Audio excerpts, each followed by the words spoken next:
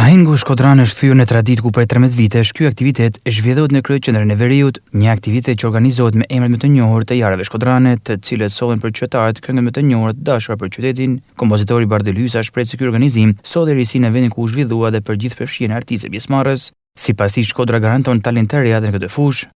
Po jam shumë i kënaqur që Ahengu Shkodranë po vazhdon të ketë interes nga vitin e vit.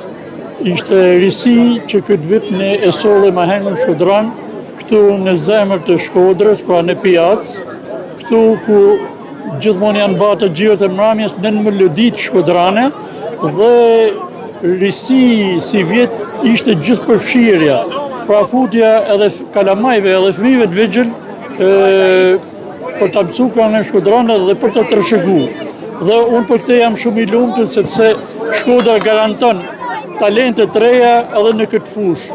Pra nuk është e kollajshme sot që në këto dimensione të reja që ka zhvillimi, ne të rrimë, si më thënë, të mbajmë të pastër këngën shkodrane edhe në talente të reja. Dirigenti Ilir Zoga tha se ky aktivitet është një vazhdimsi e mirë që Shkodra ka me këngën popullore qytetare. Kjo është një vazhdimsi shumë e mirë dhe unë besoj shumë e denjë që me të vërtetë Shkodra e ka bërë tashmë traditë. Edhe risia që ne e bëme këtu në qendrën e qytetit, edhe kjo vleti për mirë. Ishte një spektator, kishte mundësi të ishte një spektator pak më i gjanë për efekt hapësirës këtu ku u dha. Pa diskutim që na çdo vit kena pas elementri, po si vjet ishte pak dukshëm se ishin edhe gjithë ato fëmijë që knunin edhe performunin këngën qytetare shkodrane. Kjo nuk është thjesht një risi, kjo është një vazhdimsi e një tradite aq të mirë që na kena me këtë këngë. Me të vërtetë unë e them me plot gojë, jo thjesht se unë jam pjesëmarrës, po unë e shoh në sytë e spektatorëve që e mirëpresin dhe e dojnë jashtëzakonisht këtë shfaqje, këtë aktivitet. Ndërsa Albana Fani, këngëtare e ftuar në këtë edicion, kërkoi që Shkodra të mbajë gjallë këtë këngë me këtë talente që ka.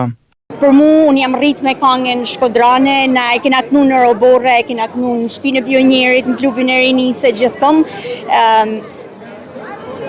Një gjë e bukur, një gjë fantastike, edhe shpresoj që Shkodra t'i majnë gjallë këtë këngë me gjithë to talentet reja që kanë, edhe ashtë, si me thanë, shpresoj shumë të Shkodra, të arti, të bukra, sepse e kena pas trashëgim edhe duhet me e çuma përpara gjithmonë.